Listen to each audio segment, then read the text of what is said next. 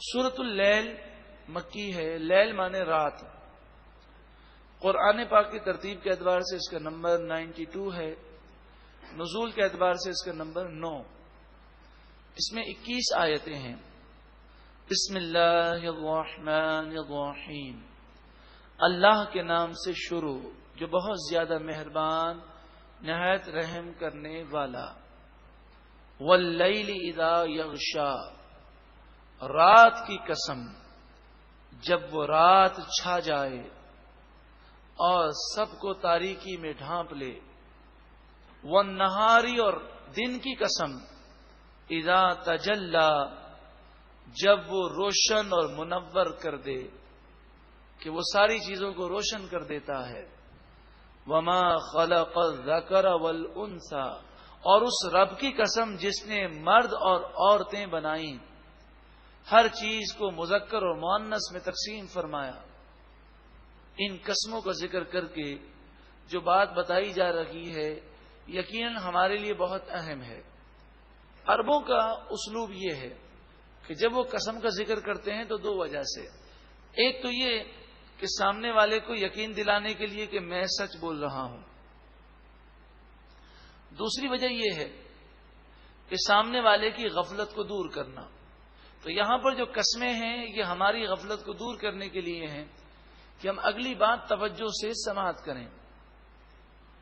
ان سعیکم لشتی. اللہ اکبر. بے شک تم لوگوں کی کوششیں مختلف ہیں. کوئی جنت کی طرف جانے کی کوشش کر رہا ہے اور کوئی جہنم کے لیے کوشش کر رہا ہے. ان سعیکم لشتی. بے شک تمہاری کوششیں مختلف ہیں. تم مختلف راستوں پر ہو. فاما پس بہرحال من اعطا واتقا جس نے عطا کیا اپنا مال اللہ کی راہ میں عطا کیا اللہ کی راہ میں خرچ کیا. واتقا اور پرہیزگاری اختیار کی وہ اللہ سے ڈرا. وصدق بالحسنى اور سب سے اچھی بات یعنی اسلام کی اور نیکی کی اس نے تصدیق کی. فَسَنُيَسِّرُهُ لِلْيُسْرَى پس ان قریب ہم اس کے لیے آسانی پیدا فرما دیں گے. ان قریب ہم اسے آسانی کی طرف لے جائیں گے. وہ جنت ہے جس میں کسی قسم کا کوئی غم نہیں. وَأَمَّا مَن بَخِلَ اور بہرحال جس نے بخل کیا اللہ کی راہ میں مال خرچ نہ کیا. وَاسْتَغْنَا اور بے پرواہ بنا. بے پرواہ کی یہ معنی ہے کہ اسے کبھی خیال نہ آیا کہ میں اللہ کا بندہ ہوں, ہر معاملے میں مجھے اللہ کی مدد کی ضرورت ہے, لہذا میں اللہ کی بارگاہ میں جھکا رہوں, اس کا خیال پیدا نہ ہوا. وَاسْتَغْنَا بے پرواہی ہے, لاپرواہ بن گیا.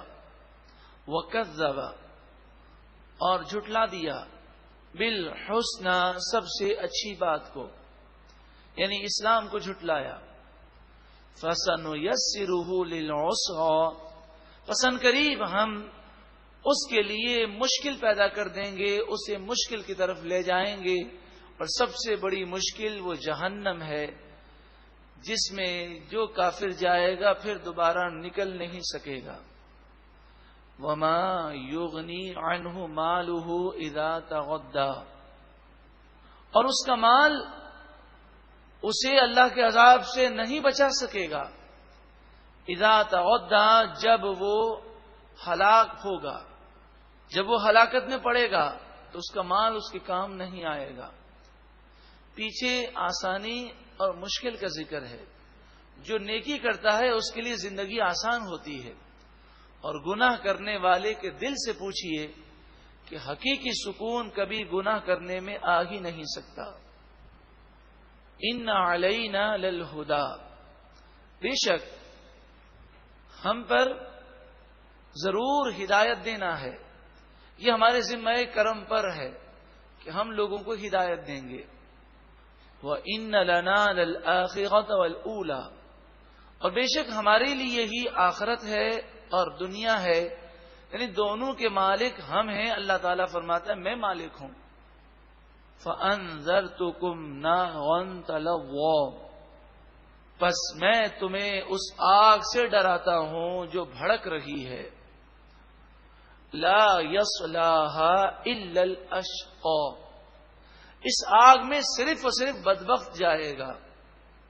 الذي كذب وتولى، یعنی ہمیشہ اس میں وہ بدبخت رہے گا جس نے جھٹلایا اور منہ کو پھیرا. وَسَيُجَنَّبُهَا الْأَتْقَى، اور عنقریب اس آگ سے متقی، اللہ سے ڈرنے والا دور رہے گا. الذی یؤتی مالہ یتزکا، متقی اللہ سے ڈرنے والا وہ ہے جو اپنا مال اس لیے اللہ کی راہ میں دیتا ہے کہ وہ ستھرا ہو جائے، اللہ راضی ہو جائے، اسے پاکیزگی نصیب ہو، دل اللہ کی راہ میں مال خرچ کرنے سے روشن و منور ہو جائے.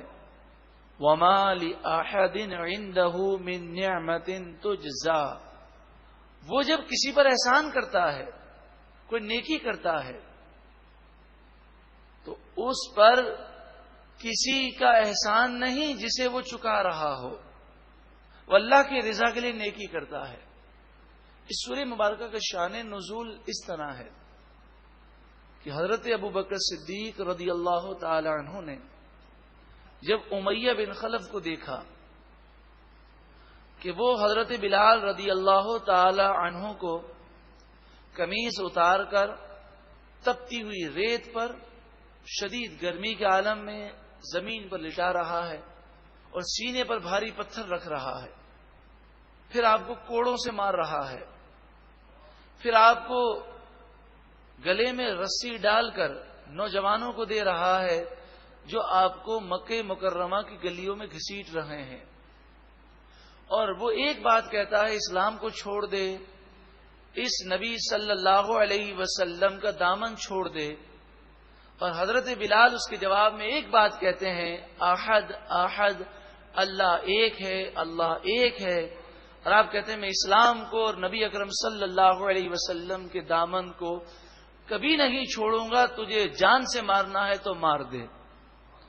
تو جب حضرت صدیق اکبر رضی اللہ تعالیٰ عنہ نے یہ منظر دیکھا تو آپ نے امیہ بن خلف سے کہا کہ یہ غلام مجھے بیچ دو.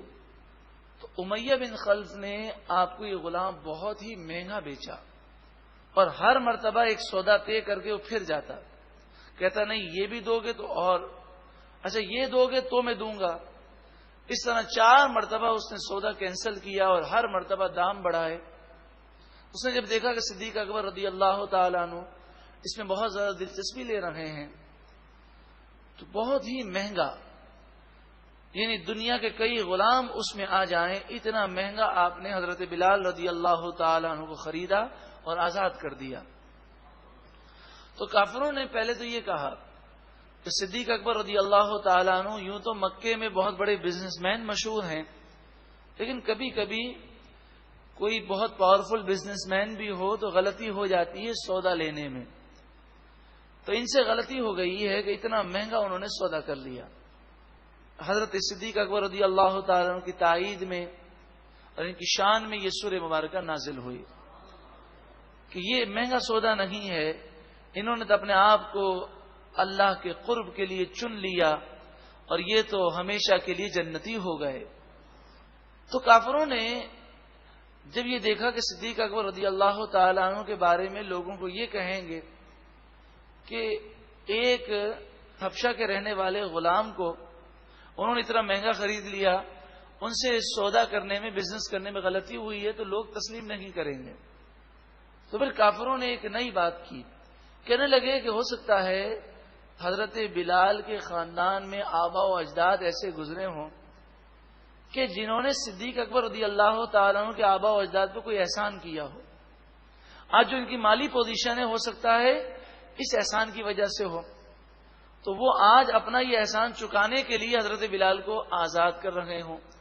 تو فرمایا وَمَا لِأَحَدٍ عِندَهُ مِن نِعْمَةٍ تُجْزَىٰ، کسی کا احسان ان پر نہیں ہے جس کا وہ بدلہ چکا رہے ہوں. الا ابتغاء وجہ ربہ الاعلی، وہ تو صرف اپنے اعلی بلند و بالا پروردگار کی رضا کو چاہنے کے لیے کر رہے ہیں. وَلَسَوْفَ يَرْضَىٰ، اور ضرور ان قریب اللہ تعالی انہیں اتنا دے گا کہ وہ راضی ہو جائیں گے.